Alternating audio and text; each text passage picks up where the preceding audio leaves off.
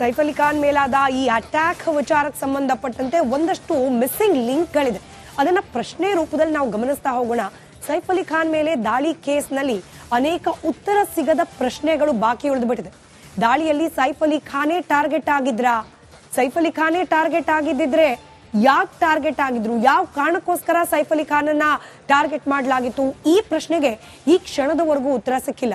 ಅಸಲಿಗೆ ದರೋಡೆ ಮಾಡ್ಲಿಕ್ಕೆ ಅಂತ ಬಂದ ಪ್ರಯತ್ನವೋ ಇದು, ಅಥವಾ ದಾಳಿ ಮಾಡಬೇಕು ಅಂತಲೇ ಬಂದದ್ದ? ನಾವ್ ಈಗಷ್ಟೇ ಗಮನಿಸಿದ್ವಿ, ಮನೆ ಒಳಗೆ ನುಗ್ಗಿದಾತ ಮೊದಲು ಸಿಕ್ಕ ಕೆಲಸದ ಆಕೆ ಜೊತೆಯಲ್ಲಿ 1 ಕೋಟಿಗೆ ಡಿಮ್ಯಾಂಡ್ ಮಾಡ್ತಾನೆ. 1 ಕೋಟಿಗೆ ಡಿಮ್ಯಾಂಡ್ ಮಾಡಬೇಕು ಅಥವಾ ದರೋಡೆ ಮಾಡಬೇಕು ಅನ್ನೋ ಪ್ರಯತ್ನವೇ ಆಗಿದ್ರೆ ಸೈಫ್ ಅಲಿ ಖಾನ್ ಮನೆಗೆ ಯಾಕೆ ಬಂದವನಿಗೆ ಅದು ಸೈಫ್ ಅಲಿ ಖಾನ್ ಮನೆಯೇ ಅನ್ನೋದು ಗೊತ್ತಿತ್ತ? ದರೋಡೆಗೆ ಬಂದವನೇ ಆಗಿದ್ದಿದ್ರೆ, ಅಥವಾ ದರೋಡೆಗೆ ಬಂದವನಲ್ಲ ಅಥವಾ ದಾಳಿ ಮಾಡ್ಲಿಕ್ಕೆ ಬಂದವನ ಇವನು ಅನ್ನೋದ್ರ ಬಗ್ಗೆ ಈ ಕ್ಷಣದವರೆಗೂ ಸ್ಪಷ್ಟನೆ ಲಭ್ಯವಾಗಿಲ್ಲ. ಇನ್ನು ಸೈಫ್ ಅಲಿ ಖಾನ್ ಅವರು ಇರುವಂತಹ ಐಷಾರಾಮಿ ಅಪಾರ್ಟ್ಮೆಂಟ್, ಅದನ್ನು ನೀವು ಆ ದೃಶ್ಯಗಳನ್ನ ಗಮನಿಸಿದ್ರಿ. ಉಕ್ಕಿನಂತ ಕೋಟೆ ಅದು. ಅದ್ರ ಒಳಗಡೆ ಬರಬೇಕು ಅಂದ್ರೆ ಸಾಮಾನ್ಯರಾದವರಿಗೆ ಹೋಗ್ಲಿಕ್ಕೆ ಸಾಧ್ಯವೇ ಇಲ್ಲ. ಹೈ ಸೆಕ್ಯೂರಿಟಿ ವ್ಯವಸ್ಥೆ ಇರುತ್ತೆ. ಅಂಥದ್ರಲ್ಲಿ ಅಂಥ ಉಕ್ಕಿನ ಕೋಟೆಯನ್ನ ಆತ ಭೇದಿಸಿ ಸೈಫ್ ಅಲಿ ಖಾನ್ ಅವರ ಮನೆಗೆ ನುಗ್ಗಿದ್ ಹೇಗೆ?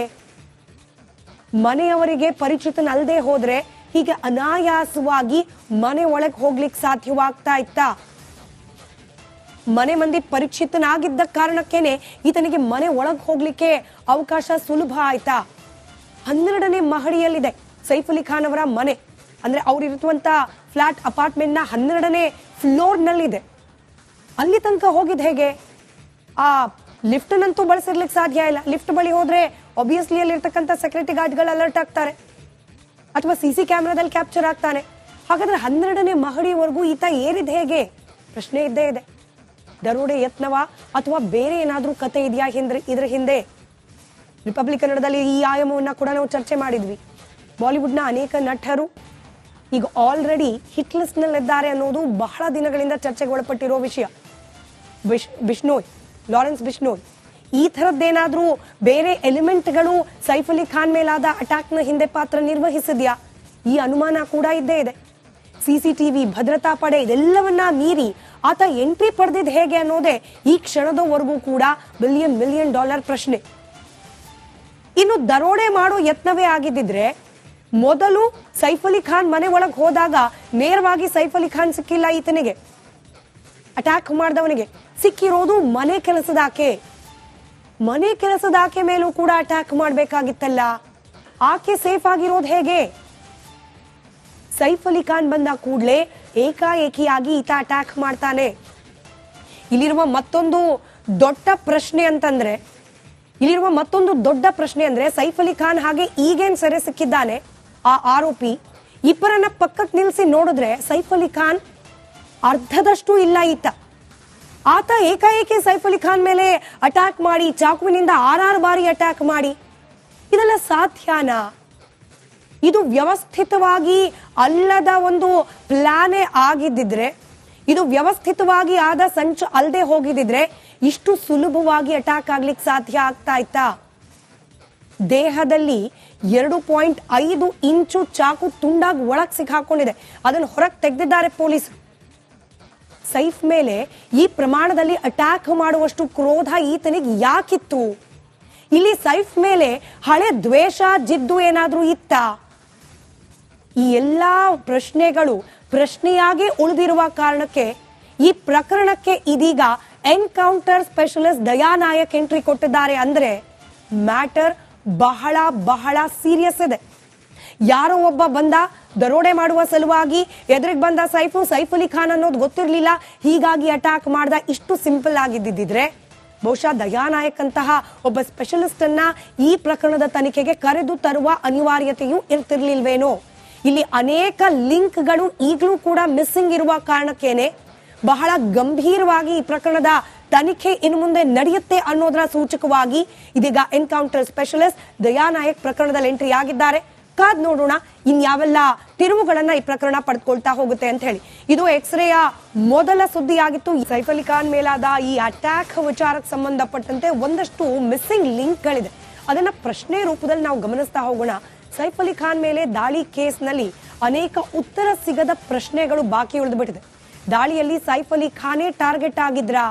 ಸೈಫ್ ಅಲಿ ಖಾನೇ ಟಾರ್ಗೆಟ್ ಆಗಿದ್ದಿದ್ರೆ ಯಾಕೆ ಟಾರ್ಗೆಟ್ ಆಗಿದ್ರು, ಯಾವ ಕಾರಣಕ್ಕೋಸ್ಕರ ಸೈಫ್ ಅಲಿ ಖಾನನ್ನ ಟಾರ್ಗೆಟ್ ಮಾಡಲಾಗಿತ್ತು, ಈ ಪ್ರಶ್ನೆಗೆ ಈ ಕ್ಷಣದವರೆಗೂ ಉತ್ತರ ಸಿಕ್ಕಿಲ್ಲ.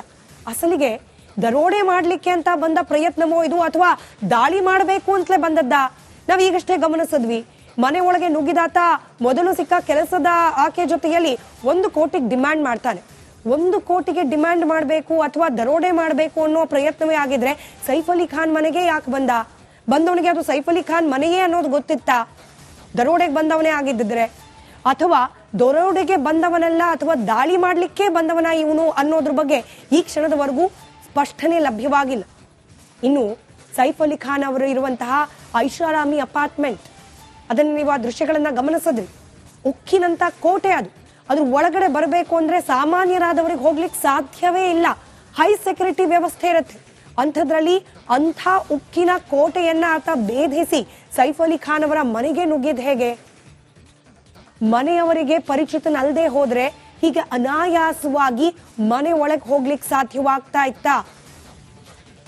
ಮನೆ ಮಂದಿ ಪರಿಚಿತನಾಗಿದ್ದ ಕಾರಣಕ್ಕೇನೆ ಈತನಿಗೆ ಮನೆ ಒಳಗೆ ಹೋಗ್ಲಿಕ್ಕೆ ಅವಕಾಶ ಸುಲಭ ಆಯ್ತಾ? 12ನೇ ಮಹಡಿಯಲ್ಲಿದೆ ಸೈಫ್ ಅಲಿ ಖಾನ್ ಅವರ ಮನೆ. ಅಂದ್ರೆ ಅವ್ರಿರುವಂತ ಫ್ಲಾಟ್ ಅಪಾರ್ಟ್ಮೆಂಟ್ನ 12ನೇ ಫ್ಲೋರ್ನಲ್ಲಿದೆ. ಅಲ್ಲಿ ತನಕ ಹೋಗಿದ್ ಹೇಗೆ? ಆ ಲಿಫ್ಟ್ನಂತೂ ಬಳಸಿರ್ಲಿಕ್ಕೆ ಸಾಧ್ಯ ಇಲ್ಲ. ಲಿಫ್ಟ್ ಬಳಿ ಹೋದ್ರೆ ಆಬ್ವಿಯಸ್ಲಿ ಅಲ್ಲಿರ್ತಕ್ಕಂಥ ಸೆಕ್ಯೂರಿಟಿ ಗಾರ್ಡ್ಗಳು ಅಲರ್ಟ್ ಆಗ್ತಾರೆ, ಅಥವಾ CC ಕ್ಯಾಮ್ರಾದಲ್ಲಿ ಕ್ಯಾಪ್ಚರ್ ಆಗ್ತಾನೆ. ಹಾಗಾದ್ರೆ 12ನೇ ಮಹಡಿವರೆಗೂ ಈತ ಏರಿದ ಹೇಗೆ? ಪ್ರಶ್ನೆ ಇದ್ದೇ ಇದೆ. ದರೋಡೆ ಯತ್ನವ ಅಥವಾ ಬೇರೆ ಏನಾದ್ರೂ ಕತೆ ಇದೆಯಾ ಇದ್ರ ಹಿಂದೆ? ರಿಪಬ್ಲಿಕ್ ಕನ್ನಡದಲ್ಲಿ ಈ ಆಯಾಮವನ್ನ ಕೂಡ ನಾವು ಚರ್ಚೆ ಮಾಡಿದ್ವಿ. ಬಾಲಿವುಡ್ನ ಅನೇಕ ನಟರು ಈಗ ಆಲ್ರೆಡಿ ಹಿಟ್ ಲಿಸ್ಟ್ ನಲ್ಲಿದ್ದಾರೆ ಅನ್ನೋದು ಬಹಳ ದಿನಗಳಿಂದ ಚರ್ಚೆಗೆ ಒಳಪಟ್ಟಿರೋ ವಿಷಯ. ಬಿಷ್ಣೋಯ್, ಲಾರೆನ್ಸ್ ಬಿಷ್ಣೋಯ್, ಈ ಥರದ್ದೇನಾದ್ರೂ ಬೇರೆ ಎಲಿಮೆಂಟ್ಗಳು ಸೈಫ್ ಅಲಿ ಖಾನ್ ಮೇಲಾದ ಅಟ್ಯಾಕ್ನ ಹಿಂದೆ ಪಾತ್ರ ನಿರ್ವಹಿಸಿದ್ಯಾ? ಈ ಅನುಮಾನ ಕೂಡ ಇದ್ದೇ ಇದೆ. CCTV, ಭದ್ರತಾ ಪಡೆ ಇದೆಲ್ಲವನ್ನ ಮೀರಿ ಆತ ಎಂಟ್ರಿ ಪಡೆದಿದ್ ಹೇಗೆ ಅನ್ನೋದೇ ಈ ಕ್ಷಣದವರೆಗೂ ಕೂಡ $1 ಬಿಲಿಯನ್ ಪ್ರಶ್ನೆ. ಇನ್ನು ದರೋಡೆ ಮಾಡೋ ಯತ್ನವೇ ಆಗಿದ್ದಿದ್ರೆ ಮೊದಲು ಸೈಫ್ ಅಲಿ ಖಾನ್ ಮನೆ ಒಳಗೆ ಹೋದಾಗ ನೇರವಾಗಿ ಸೈಫ್ ಅಲಿ ಖಾನ್ ಸಿಕ್ಕಿಲ್ಲ ಈತನಿಗೆ. ಅಟ್ಯಾಕ್ ಮಾಡಿದವನಿಗೆ ಸಿಕ್ಕಿರೋದು ಮನೆ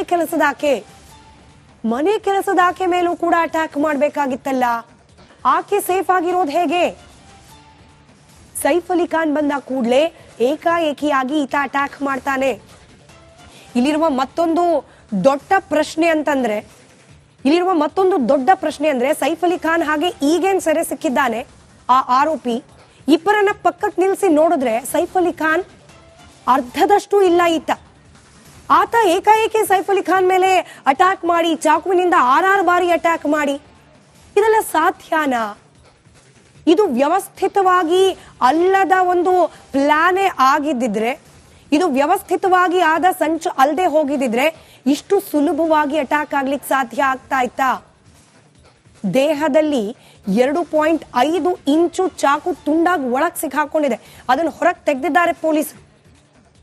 ಸೈಫ್ ಮೇಲೆ ಈ ಪ್ರಮಾಣದಲ್ಲಿ ಅಟ್ಯಾಕ್ ಮಾಡುವಷ್ಟು ಕ್ರೋಧ ಈತನಿಗೆ ಯಾಕಿತ್ತು?